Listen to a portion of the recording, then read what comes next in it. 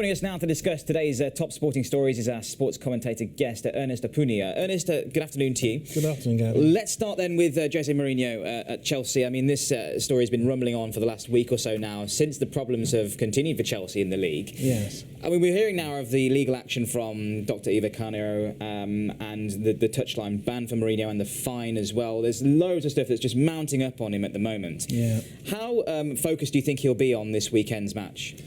Well, I think he's going to be hoping he's anywhere near the game for starters if he's not going to be allowed to be in the ground. I do think there is a huge amount of distraction, some of which is of his own making, and I think he used to get away with some of it previously because of the form on the pitch, which is not holding up at the moment.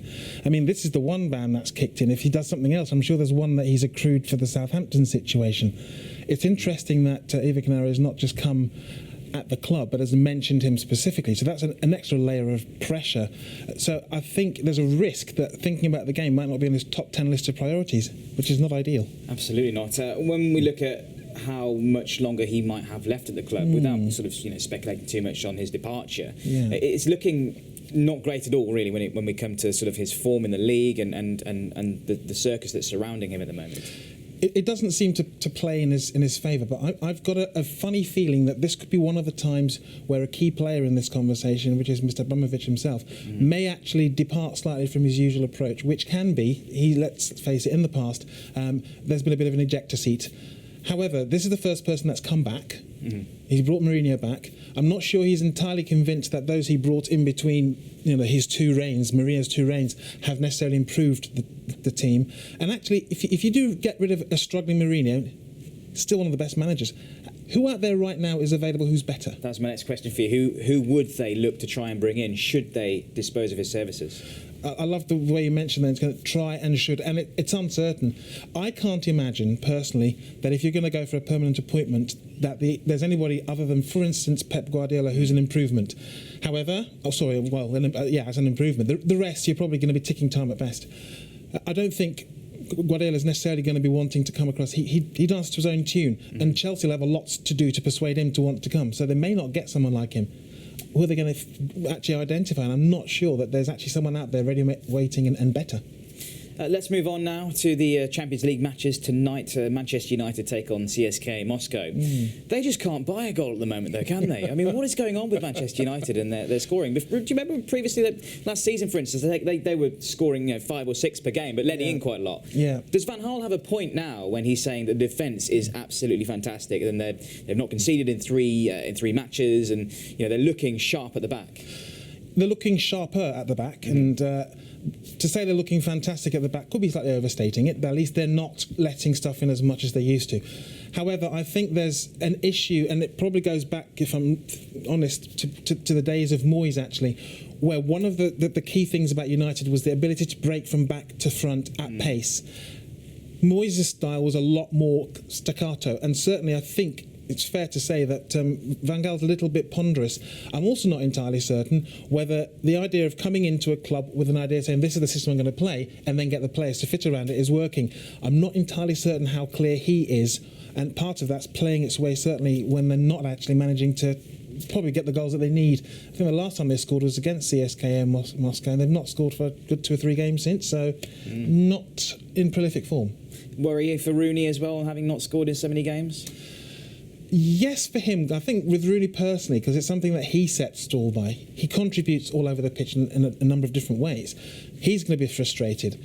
It wouldn't matter so much if somebody else was picking up and making sure that actually the goals could come from another source.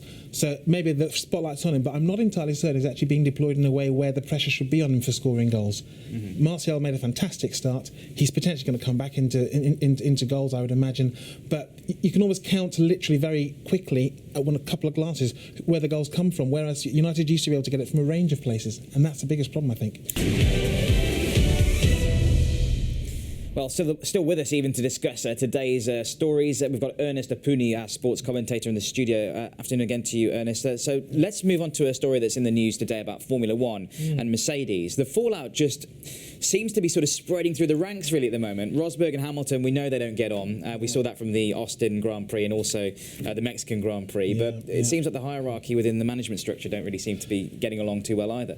Yeah, it's interesting that you can create that kind of a scenario out of so much success. Now, there are a reason why people like a Hamilton is what he is. He's just an absolute competitive beast.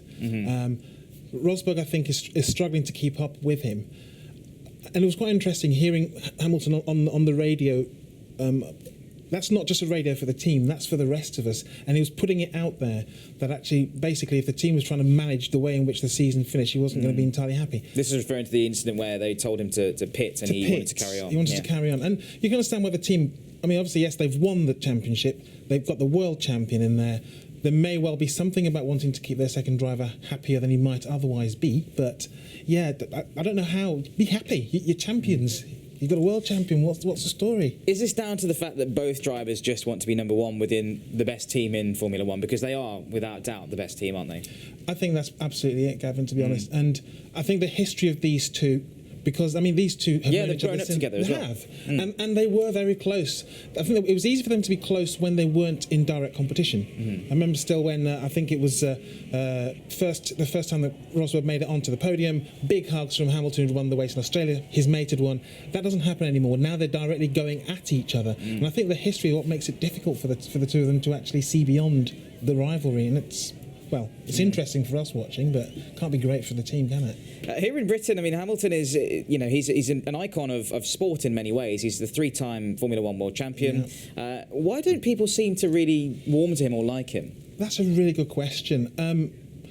I think there's almost a situation with certain folks when you're an absolute competitive animal that in order to do that, you don't do some of the softer-edged, fluffy stuff that means you play in the media particularly well. You take away the edge from Hamilton, he's not quite the racer that he is. And he may get to a point where people can embrace him and accept him for who he is, but he's got sharp edges, but that's why he wins, I think. So yeah, maybe he's not doing the PR bit as much as he could do. Maybe he doesn't need to. And that sort of has developed over the last year or two, really, hasn't it? With the sort of attitude towards certain elements within Formula One, but also he's sort of become his own character in a way. He's started getting into music. He's got his bulldog as well around with him at the races. Yeah, he was in a wrestling ring. I'm sure I saw that. Yeah, that's right. The head of the Mexican Grand Prix. Yeah, which seems to be someone who is actually reaching out to say, actually, aside from this competitive driving person that you see, I am quite fun and what have you. So yes, I think he's got a charm offensive he's got to try and do, but I think actually people need to not expect everyone to come out the same way they do in order to like them. Admire him for who he is. We're lucky to have him. Thank you very much, Ernest. Much appreciated.